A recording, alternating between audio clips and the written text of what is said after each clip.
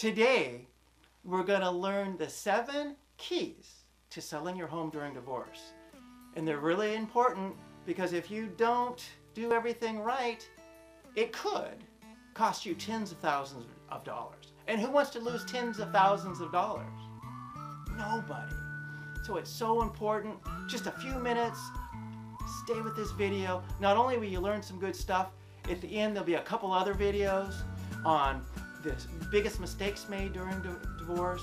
And secondly, hey, maybe you can stay. And there's a video on how to stay married. So let's get started.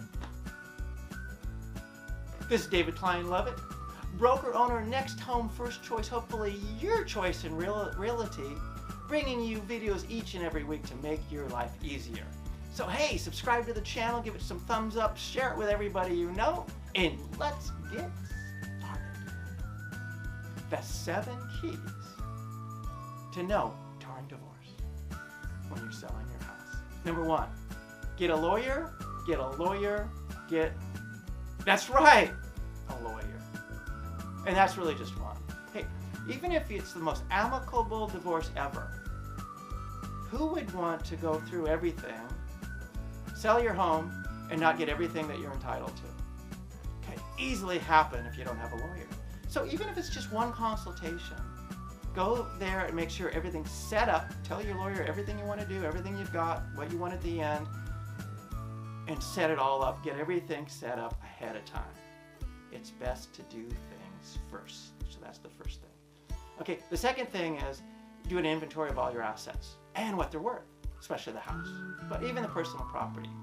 So write everything down, check everything out, make a checklist, and figure out the value that, and you both need to agree. So I can help you with the value of the house, but do that with everything.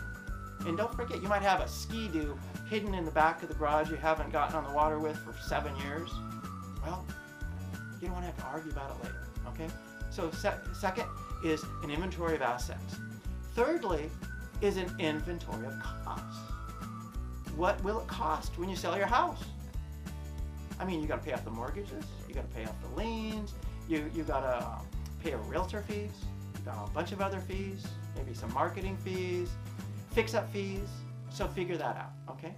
So that would be an inventory of cost. Number 3. Number 4 is inventory of affordability. Because hey, maybe you want to stay. Remember, if you stay, all the costs of everything double like that. So make sure you know what you're getting into. And it actually is more than double. What? Why is that more than double, David? Because you need to buy the other person out. And so there's a lot of math that goes in with that, a lot of figuring and a lot of agreeing after a lot of disagreeing.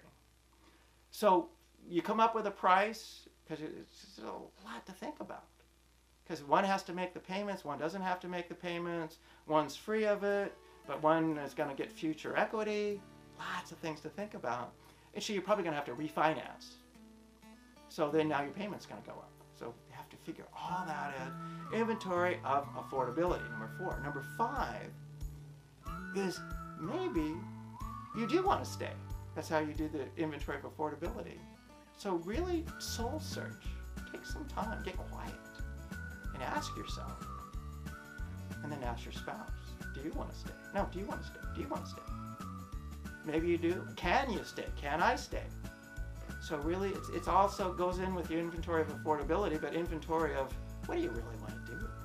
Yeah? Now, another tip, a lot of times people are going to buy. Well, don't buy until it's settled, because guess what? You might just bought half a house for your spouse that you wanted to get rid of. So if you do, guess what? Go back to number 1, talk to your lawyer and get them to sign off on you buying the new home. Extremely important, could be a big mistake, and you don't want to have to buy half a house for somebody that you want to, don't want anything to do with. And number 7, probably the most important thing of all, and I'm sort of joking, but it's really a good idea to get a compassionate, understanding, trained, experienced real estate agent. Not to bragging, but I have been licensed for 42 years. closed a lot of deals. But most importantly, even before my training as a spiritual practitioner, counselor, or prayer person, prayer counselor, I'm just really good at connecting with people. Connecting not just me, but sides. I just always done that. And now I'm trained and experienced, and I can pray for you, but I can be compassionate. In fact, I don't know any other way to be. Because you want a real estate agent that can look at both sides, that can be equitable, that can be transparent, that can be compassionate. Okay, so I said stay to the end.